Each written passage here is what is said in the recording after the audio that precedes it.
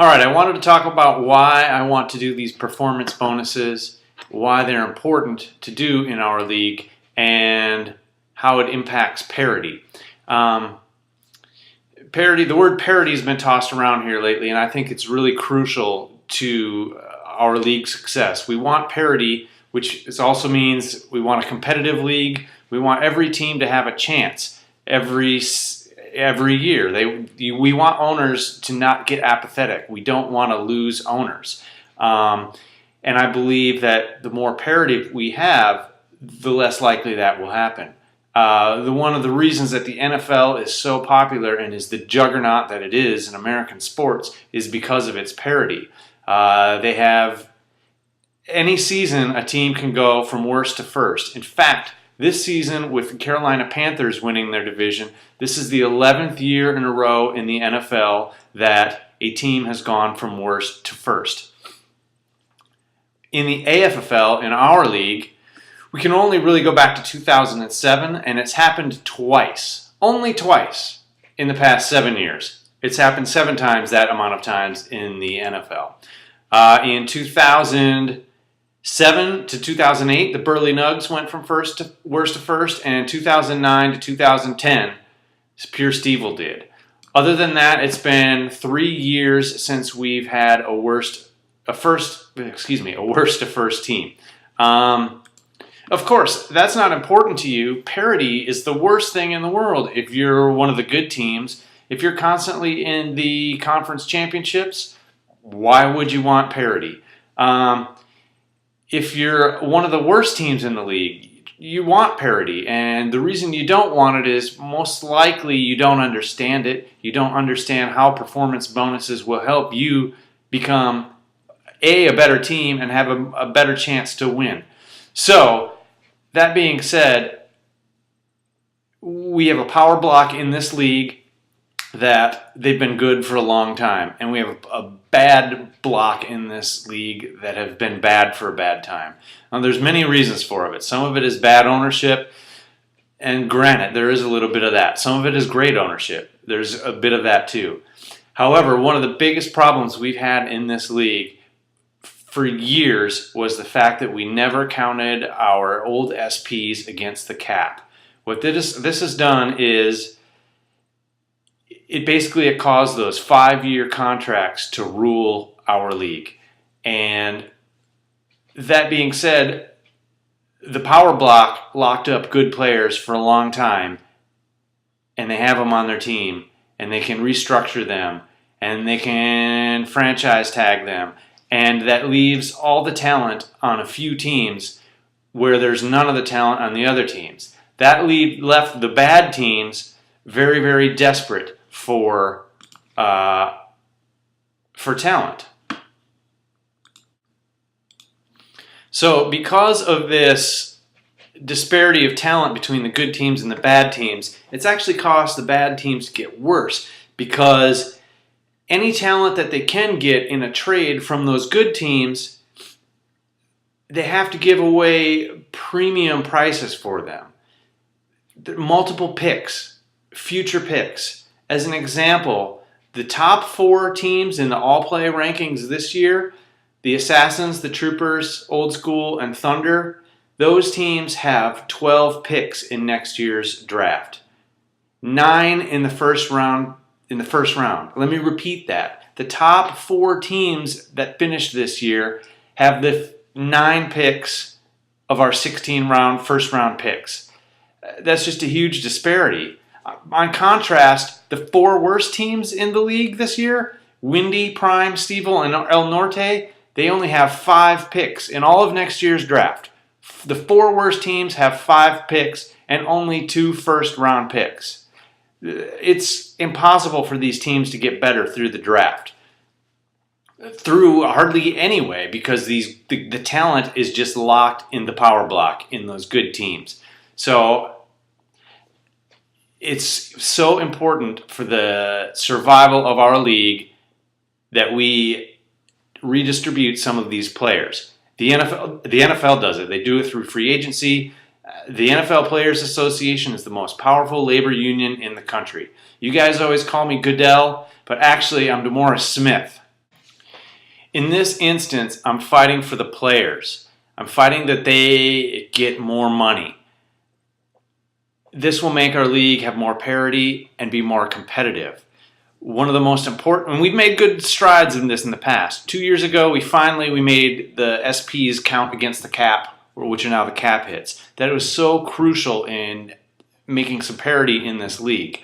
Our old salary cap basically didn't exist because you could just conduct transaction after transaction after transaction with no real count, unlimited. You could do it forever until you're blue in the face, until you found players, and then you signed them to a 5-year deal, and then you locked them up. Also, last year, where we did the graduated guarantees for the longer contract, that was also another crucial step. However, it's going to take a few years for those changes to take effect. We still have a shit ton of 5-year contracts in this league, and it's going to take a few years, up to 5 years, to get them all out of the league. So anyway, that's why these performance bonuses are important. So how will performance bonuses work? Well, first let's look at how the NFL does it. Believe it or not, every team in the NFL sets, they're called performance bonus, and they're guaranteed. So basically there's a pool of money, I believe it's about $3 million this year, and basically they kind of divide that money on positions. So the offense has a certain amount of plays that it plays, so does the defense. So let's say the quarterback plays all 16 games, well, he gets 100% of that performance bonus pool that's directed to the quarterbacks. If he plays 8 games, he gets 50% of that money. So that is already done. So performance bonuses, everybody in the NFL gets a little piece of that pool. Now also in the NFL they have incentives. These are basically their incentives that are put into player contracts, and they're just kind of randomized. It depends on your agent and how many incentives you can get. There are individual incentives, rushing touchdowns, passing touchdowns, receptions, things of that nature. There are team incentives, total team rushing, total team, running touchdowns, total team receptions. Those are team incentives. And then there are honors. For example, if you get selected to the Pro Bowl, if you're the Offensive Player of the Year, even if you're named Sports Illustrated Sportsman of the Year, you can get extra money from the NFL. So, what I thought we would kind of simulate that in the AFFL. And our performance bonus would be kind of an aggregate of the NFL's performance bonus, their individual incentive, their team incentive, and their honors. So, again, I've been talking about these performance bonuses for a couple years now, and this is kind of how I envisioned it. This adds a little bit of randomness to it. So basically, that's what we have the Pro Bowl. The Pro Bowl, basically, it selects the best players per position from each of our conferences. So because of that, some conferences are going to be a little stacked in wide receivers, another one might be in tight ends or whatever. And that's fine. That gives us a little bit of randomness. So, with 2 teams of 20 players, that is 40 players who will receive these incentive bonuses. So there are 16 teams in our league, 20 players apiece at 320 players. So 40 players out of 320 players are only 12.5% of our players in our league will get a performance bonus. Now, rookies, if a rookie makes a Pro Bowl, they will not receive a performance bonus because in the NFL, rookies are very restricted as to what kind of incentives they can get. Also, players who are lost to free agency at the end of the year won't get a performance bonus. And if you cut them by the roster deadline, which I believe is the night of the NFL draft, they also won't receive that bonus because you've cut them. And I'll get into a little bit more of that later. So the way it works is I propose that if you're a starter, set by the criteria there that you're the best quarterback in your league or your conference, that player will receive 15% of his salary, not of the salary cap. Just 15% of his salary. If he's a bench player, a backup player, it's only 5%. Then, if the player meets all the criteria for the performance bonus, it will just go on to your roster as a salary adjustment that following year when I do the league rollover.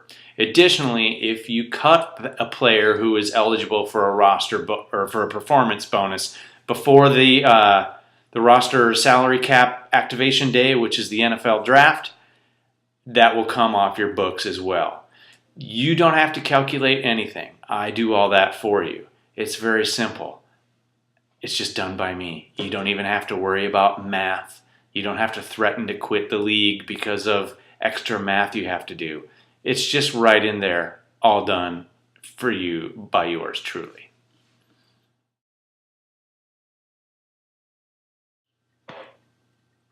So let's take a look at the players that would receive performance bonuses under my current plan. The players in green will get the bonus. The players in red do not get the bonus. Notice there Eddie Lacy and Giovanni Bernard are rookies, so they qualify for the bonus, except they're rookies, so they don't get it. The players in yellow, they're going to be free agents at the end of the year. The only way they would receive this bonus would be if they were tagged through restricted free agency. This is going to be, of the 40 players, this is 49% of our top 77 players will get a performance bonus, and the total is $32.75. That's if you include all the guys in yellow. So out of our total salary pool of $2,240, this is only 1.4% of that total. Now let's take a look and see how this breaks down by club. Again, these are the maximums because you can cut players, or you may have free agents who aren't going to be on your team next year. So as you see, under this plan, the Imperial Stormtroopers, I would have the most salary cap hit at $7.50, which is 5.4% of my salary cap. Also, as you can see, the teams that tend to do better get more of a performance bonus, and the teams that tend to suck, they don't have hardly anything. Notice the one team that threatened to quit over performance bonuses only has $1.25 in performance bonuses this year. That's not even 1% of his pot. So clearly, I don't think that this league, where that person won $800, I don't think it's anything to quit over $1.25. So this isn't designed to make people quit. It's designed to make the teams who did better in the year, it's going to make it a little more difficult for them the following year because they're going to have a little less cap space.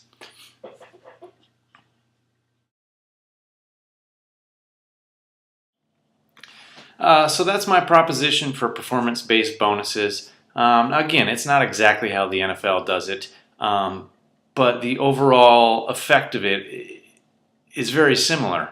More than likely, the better players are going to get more performance bonuses. More than likely, the better teams are going to have better players. So therefore, they're going to have to pay more in performance bonuses the following year. So all that being said, I am not opposed to differing plans. However, we need to decide here in the next few weeks, because when I do the league rollover, I need to do these performance bonuses. That's why I brought this up last year, and I believe the year before that. It's about 2 years in the making here. Anyway, I kind of like how there's a little bit of randomness in it, and some good players aren't going to have a performance bonus. Uber Noobs brought up a point about starter points, and there's two reasons I don't like the starter points. Is A, I have to manually figure out every player's starter points because I don't believe there's a way to sort players, their points by starter points. So that's really bad. That's way too much work to do. Yeah, that's just too much work. And then B, I don't like that is because it gives teams who have a lot of talent on their team and a lot of bench points, it doesn't affect those bench players. So effectively, it doesn't take care of all the players on their rosters. So anyway, regardless of that second one, just the fact that I can't sort by starter points is, there's just no way that you would want to do that manually. Also, there was, I think Steve brought up about just using weeks 1 through 12.